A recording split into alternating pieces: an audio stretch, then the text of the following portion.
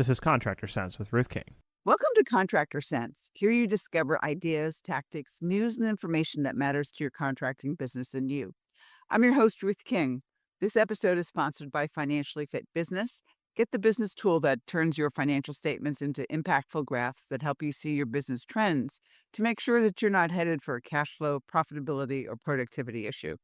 Go to www.financiallyfit.business and get started today. Thank you for joining us. Here's how we will help your business and you. Workers' comp claims can be extremely expensive, not only in increased costs, decreased ability to get your jobs goes over one, but most important, employees who experience pain and suffering, and unfortunately sometimes death because of accidents. My guest today, Michael Zalle, is CEO of Yellowbird, an insurance risk and risk management SaaS platform. Yellowbird's mission is to make safer workplaces by offering higher skilled service providers at a lesser cost through technology. He'll give you some strategies to stay safe. Michael, welcome to Contractor Sense. Thank you for having me. It's a pleasure. My pleasure. Let's talk a little bit about Yellowbird. Give us the elevator pitch. Awesome. Well, again, I'm really delighted to be here. Yellowbird is the kind of the brainchild of watching a group of people that I love, including my father, get retired during the 2008 downturn. Essentially, people who wanted to continue working or consult and didn't have the ability to do that. My background happens to be in high consequence industries, and so we developed a platform that allows for subject matter experts in health and safety and risk to register themselves, make themselves available, kind of like an Uber model. And we've grown to over about 8,000 people nationwide, serving some of the biggest companies in the world. So I'm very proud of what we've built over the last 4 or 5 years. That sounds great. And you also have a podcast, don't you? I do. It's the Canary Report, and we have some of the leading experts in the field, but we focus on the human connection, people's journeys themselves. The Canary Report tries to talk about individuals' journeys to how they became senior safety and risk specialists. Very good. And how do we find that? It's very easy to find. The Canary Report is its name. It's on all major platforms, or you can go to goyellowbird.com/podcast and have all of our podcasts listed right there. Sounds great. Okay, let's get into risk management because I have seen contractors over the years just basically almost lose their business because they'd been working with government contracts or defense contracts or something along those lines, and they had a horrific accident and their mod factor went over one and they lost the contract. So what do we Yep. do? Yeah, it's the whole carrot and stick situation. What we try to do is make sure that people are motivated to put programs in place in advance of having something like that happen. Unfortunately, there's not a lot of time and attention that goes towards some of these risk mod drivers until you have a moment of great regret. And so what a lot of the contractors are doing now is they're using third parties to help them stay ahead of the risk. And generally speaking, we know what these risks are. In certain industries, if you're doing skyscrapers, it's going to be fall protection. If you're dealing in electrical, it's going to be arc flash and electrical and lockout tagout training. There's a lot of things, and people need to just know what to do and have an affordable way of getting ahead of this. And you provide that, correct? Yeah, Yelber does provide that, and the challenge is that a lot of companies say, "I have a safety person on staff," or "I have safety people," but the need in comparison to the staff is just overwhelming, and so it's a little bit of whack-a-mole, as the case may be. I haven't heard that in a long time. So yeah, it is. And the thing is getting everybody to do it. Staff doing stupid stuff is really the Yeah. bottom line of it. Well, nobody wakes up in the morning and says, I want to get an injury or cause an incident, or nobody wakes up thinking that this is going to be the worst day of their life. The challenge is that organizations have a P&L, they have timelines, they have all these things that drive their profitability. And when it comes to doing training and surveys and on-site staff, sometimes it's viewed as a cost center rather than a revenue center until it's too late. and they don't realize the implications of these things is much higher insurance rates, much more stringent regulations, and often sometimes, like you say, your mod rate changes, and all of a sudden you lose your primary contract. It can cost you your business. Yeah, absolutely. So, what are the things that you look at that can motivate employees to do the right thing, so to speak? Let's assume they've gone to safety training or something along those lines, and I'm going to do something very very simple. Let's just do ladder training, which is Okay. critical to know Yeah. where to put the ladder and everything else like that. But they do something really really stupid, and they don't put the ladder against the building right, and they fall off the ladder. I mean, Right. because of stupidity. Can we prevent that? Or, I mean, you prove Uh, they signed off on the training. yeah, and I think the reality is it's a cultural thing where if you have a look out for each other program, and frankly, if you have ongoing, it's not one time. There are people who come and go off these sites constantly. You've got contractors and subcontractors and people who, and if we're all looking out for each other and making ongoing training, I would say on a ladder situation, you should be doing monthly trainings just to make sure that everybody is reinforced all the time that if it isn't right, stop it. Just stop the other guy from doing it. Say, hey, whoa, you're gonna get hurt. Let's take care of each other.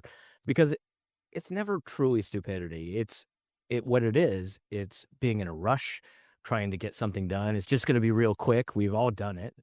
And looking out for each other and saying, "Whoa, hold on, we've got to do better here." It's there. I don't think anybody truly is stupid enough to knowingly do something like that. I would hope not. It's just, okay, this will be good enough for now, and just run up and do what they had to do, and then the ladder falls off on them, and it's just stupid, that type of Yeah, thing. yeah, yeah, absolutely. It's just a mistake, and we've all done it. And but these mistakes can be really, really detrimental to a lot of people. Yeah, I mean, it's funny because, in your younger days, you think that you're omnipotent and nothing Oh ever is gonna yeah. happen. Oh, absolutely. And I was on a call earlier today and I said, I'm in this industry and I find myself being up on a ladder and like reaching and I'm like, whoa, hold on. Get off the ladder, move it over. Like I do this for a living and I find myself in these situations and you're like, oh, it's just gonna be a second. Like, no, that's how somebody gets hurt.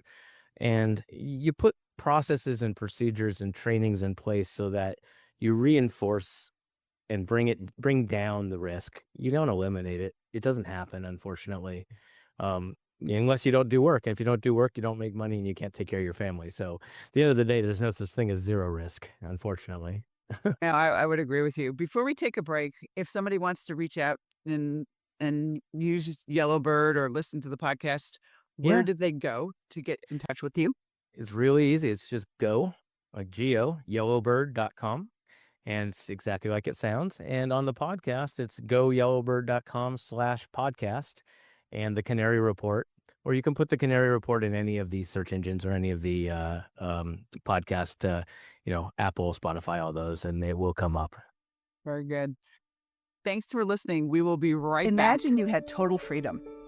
You didn't have to worry about money. You didn't have to be a slave to your business.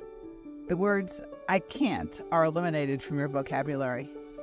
What if you could do what you want to do, whenever you want to do it? A financially fit business could give you that freedom. How?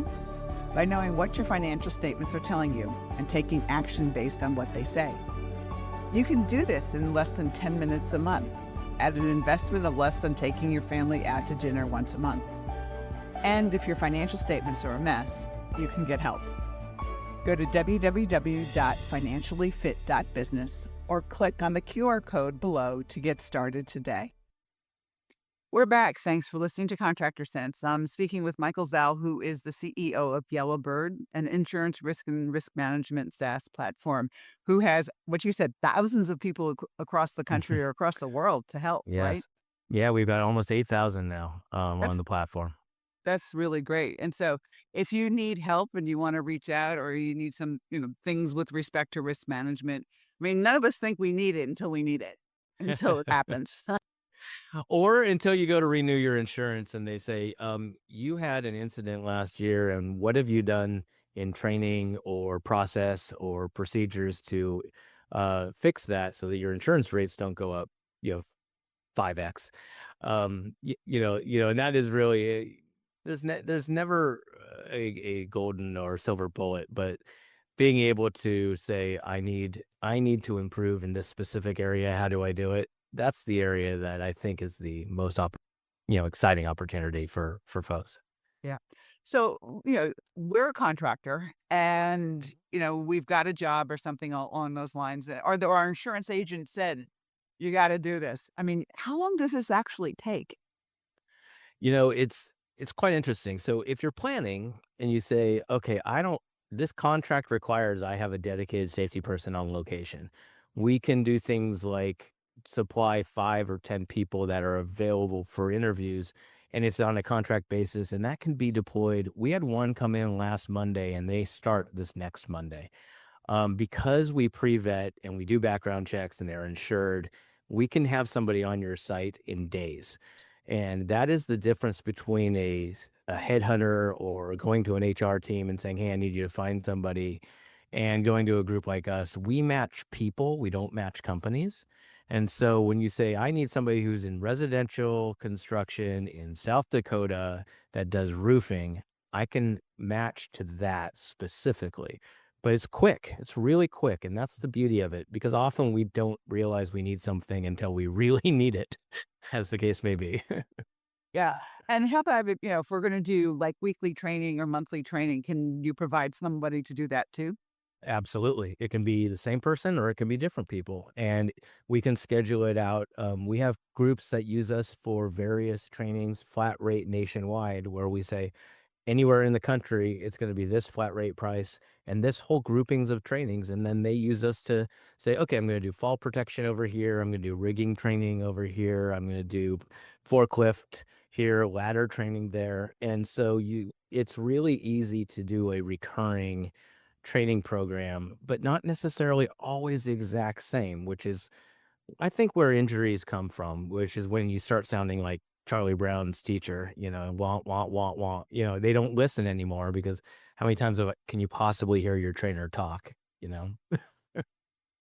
One of the things that I found really interesting one time, and this might help you too, is when they did the toolbox safety things, and there's the thing about whatever it was, and I don't remember what it was, but the trainer had every person read a paragraph. So Interesting. one person read the first paragraph, one person read the second paragraph, one person read the third paragraph. And it was amazing how well they paid attention because it wasn't the trainer talking, it was their fellow peers talking. So that might help you too. And those of you who Yeah. are listening who do those kind of things, try it because it does work. Oh, absolutely. And, one of the challenges that we have just as a society is often you need to have a trainer that comes out and speaks Spanish or Portuguese or, whatever the language is. That's one of the, value propositions of our platform is that somebody speaks Korean and you need a Korean trainer to come out. We can do that kind of thing. The other challenge is that there's a fair number of people, and I agree, and I love your concept, but there's also a fair number of people in the industry that have literacy challenges. And you're asked, hey, did you read all the documentation? They give you a thumbs up. And then you come to realize that they don't read very well, or English is their second language, and reading it is even harder.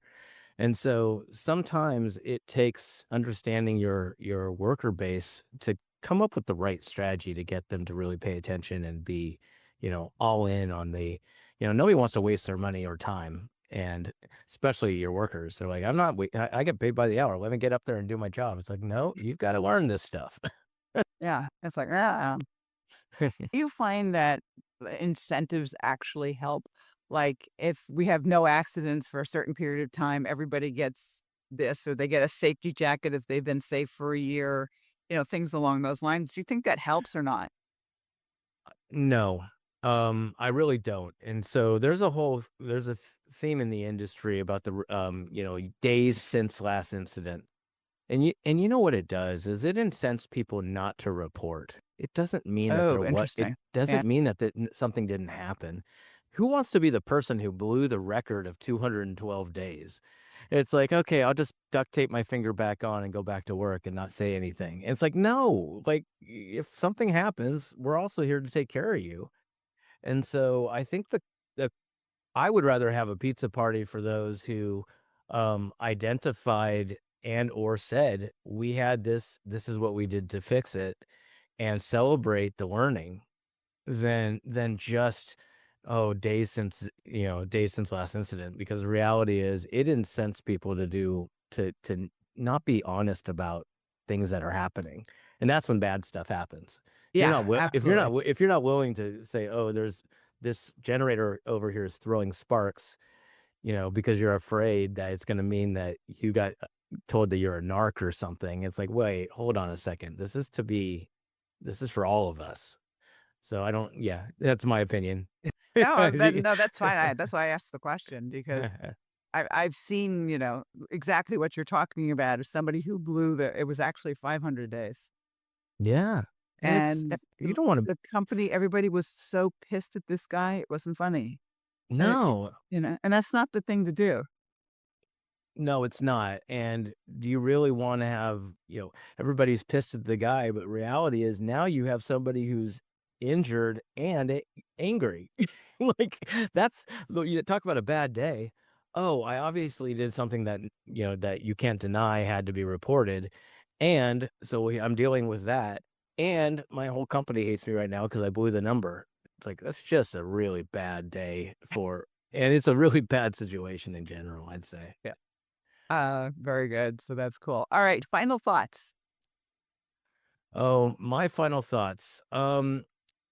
If you think that you have everything going perfectly, you probably need to take a beat and ask yourself, am I doing things with the most impact? And the reason I say that is whether you're using us as a consultancy or whether you're using internal resources, um, when things go wrong is usually when people get complacent. And I would say that, the whole spice of life is change and difference.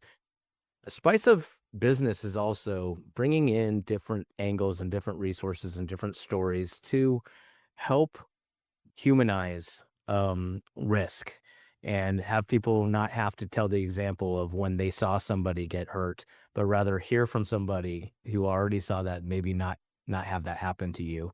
So I'd say just really be open-minded about finding resources that are affordable, and go to goyellowbird.com if we can be helpful. All right. And the website again is goyellowbird.com, correct? Correct. All right. Michael, thank you so much for being with us. Thank you. It was a pleasure. And thanks to all of you for joining us. Choose one thing that you discovered and implement it in your business. These ideas, tactics, and strategies help you make more money, have more free time, and give back. If you like today's program, spread the word. Please review this podcast on any device you're listening to it on. Help a fellow contractor make more money too. For comments or questions, call me at 770-729-0258 or email Ruth King at hvacchannel.tv. Thanks for listening. Have a great and profitable day.